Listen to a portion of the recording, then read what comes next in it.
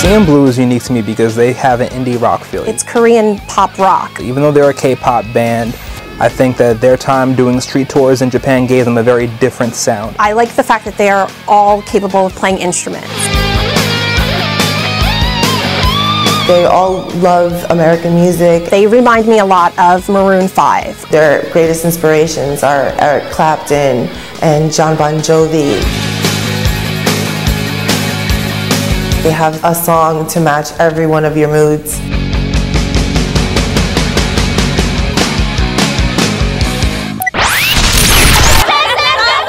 Everyone knows about K-pop acts and how they're flashy shows. It's pretty easy to market. But a Korean rock act, not so easy.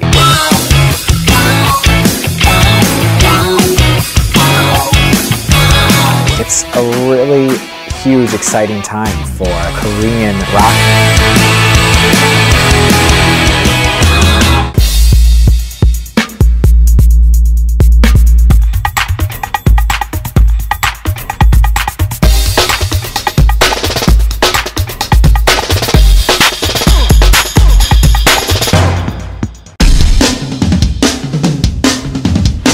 제 친구, 단짝 친구가 밴드부를 하는데 그 밴드부 공연을 보러 갈 수 있는 기회가 생겼어요. 그래서 기타 치면서 노래하는 그 모습에 반할 줄 알고 그 공연을 보러 갔는데 그 친구는 안 보이고 뒤에 있는 드럼 치는 친구가 눈에 보이더라고요. 그 드럼 치는데 내가 저 친구보다는 조금은 잘 칠 수 있을 것 같다는 생각이 들었어요. 제가.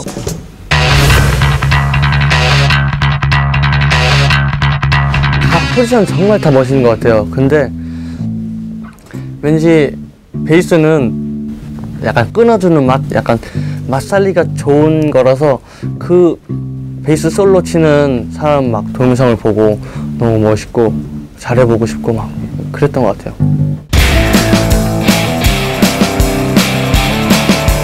처음에 봤을 때는 코드도 모르고 그랬기 때문에 이게 뭔가 하고 그냥 딩가딩가 거리기만 했는데 주위 친구들과 선배들이 조금씩 가르쳐주기 시작하면서 기타를 치면서 제가 음악을 만들고 그럴 때 그러면서 뿌듯함을 느끼는 것 같아요.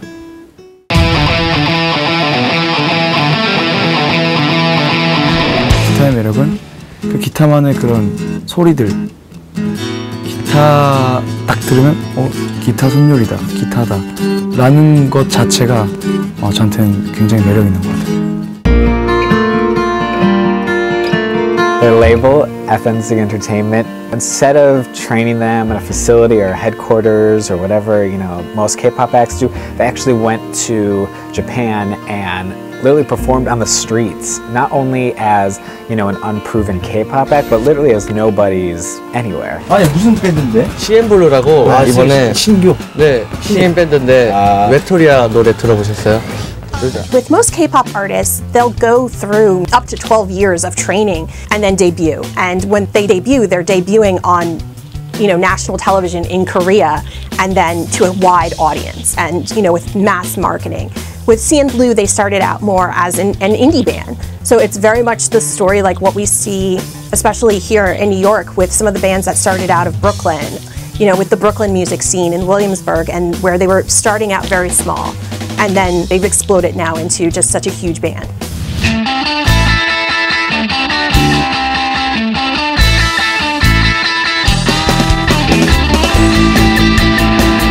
휴식이라고 생각해요.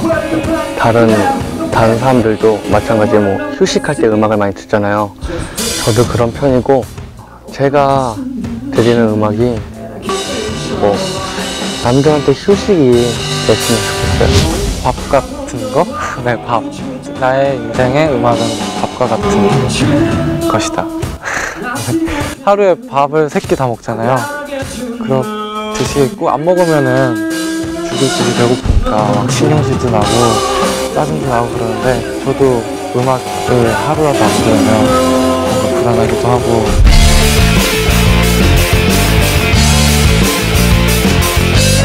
They were almost doing like busker types of performances where they were performing at subway stations and in really small bars, so almost like what you would see in the United States, who started out in a tiny bar and maybe 5 people were clapping. 안녕하십니까. 네, CNBLUE에서 기타 보컬을 맡고 있는 이종일인데요. 네, 노래 한 곡 불러도 되겠습니까? And although there's always been kind of a work your way up from the bottom in K-pop in the industry, the difference is when you're starting off as an indie rock band, there's a focus on musicianship and on aesthetic that's very different than is working and navigating the pop industry first. So they had to make it as an indie band. And having to make it as an indie band in a foreign country without that significant of a marketing push is hard. 그래도 예전에는 뭐 악기들을 다 저희가 직접 들고 다니고 했었으니까 그게 조금 또 날씨가 좀 짓궂으면 또 그게 조금 더 힘들고 그냥 그런 게 조금 힘들었는데 또 그런 시절이 없었으면 지금의 저희가 없다고 생각하니까 참 지금 생각하면 너무 좋은 것 같아요. 드럼이 무거웠어요.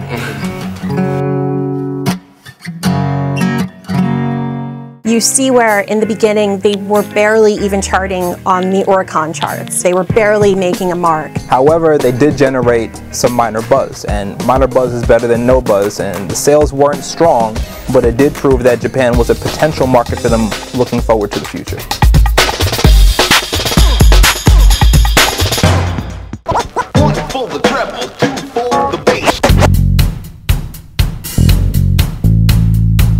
So a year after the Japan hustle and working on the streets, they went to Korea to make that special K-pop debut. CNBLUE decided it would be a good idea to have a guerrilla concert, which would be their first one on the streets of Korea.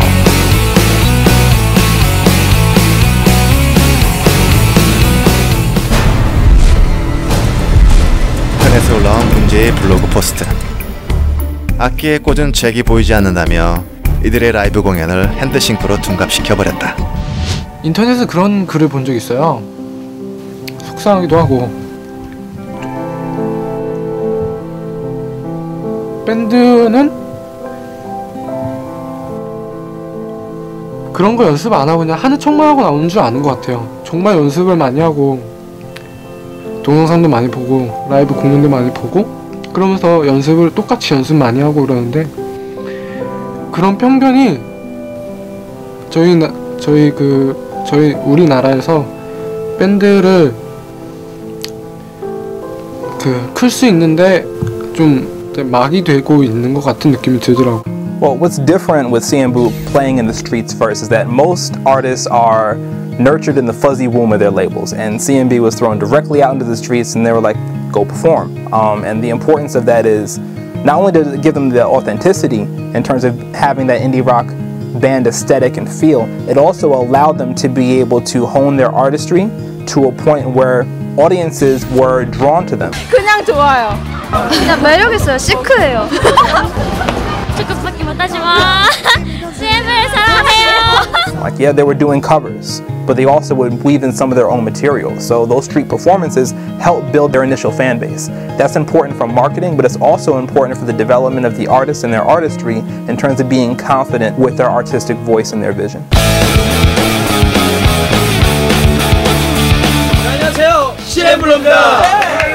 I think what has helped them in South Korea as compared to Japan is the fact they've all been involved in dramas and in successful dramas. Korean dramas play a big part in CNBLUE's success. A lot of new fans will come across a drama and they'll look up maybe someone who's caught their eye as their favorite actor or, you know, their favorite singer, and they realize, oh wow, this person is in this group. On that level, they've surpassed, I think, by comparison of even some of the larger K-pop groups in the fact that they have a following that's merged into both, and that's very, very rare. Even looking at, I think it was 2012, where every single member of the group was nominated for an end of the year award for their acting and for their drama participation, which is so rare. KBS, NBC, SBS, these are like the huge networks of Korea. You know, they're like your ABC or NBC and, you know, your CBS. And the fact that these huge companies are recognizing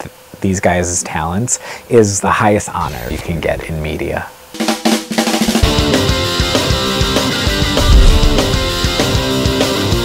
Blue Tory is amazing because right off the bat, huge success. They went #1, I think it was 15 days after that debut. They go #1 on Mnet. And going #1 on Mnet is able to catapult them to going #1 on every single one of the other major charts. It was so well received that a group still has yet to beat them in that record.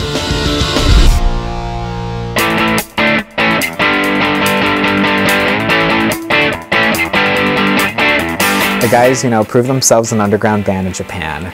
They prove themselves, as a formidable K-pop act. And then when they go back to Japan, it's time to get bigger and better. So they sign with Warner Music Japan. They come back to Japan after 2 EPs that flopped. With their first release, they are stars. By November 2011, In My Head, the first Japanese album under Warner Music Japan, it sold 100,000 copies within the first month of going on sale. Incidentally, Chung Young-hwa, which is the group's leader, wrote and composed In My Head. It was the first time that they would actually release a title track, and it was self-composed and self-written.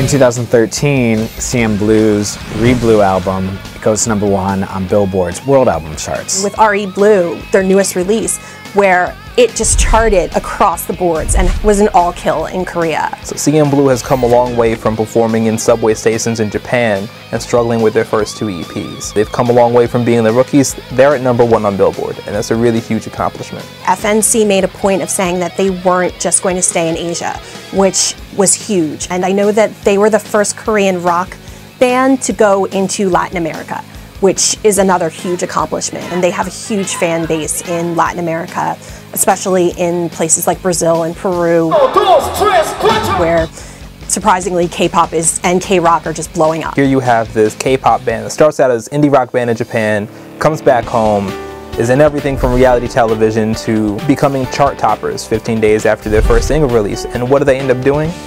Proceeds of every single album sold and proceeds from their tour go toward building schools. 일단 아프리카의 부르키나파소라는 지역에 CNBLUE 스쿨을 짓게 됐고요. 학교를 지음으로써 거기 부르키나파소에 있는 어린 친구들이 많이 밥도 먹을 수 있고 공부도 할 수 있고 그런 모습들을 저희도 사진으로 봤을 때 굉장히 뿌듯하고 그 친구들 웃는 모습을 보니까 굉장히 행복하더라고요. 그래서 They, reach something like 100 preschoolers and they reach 1,000 school kids altogether. Their next school is going to open sometime, hopefully this year, but it was announced in 2014 for the Philippines.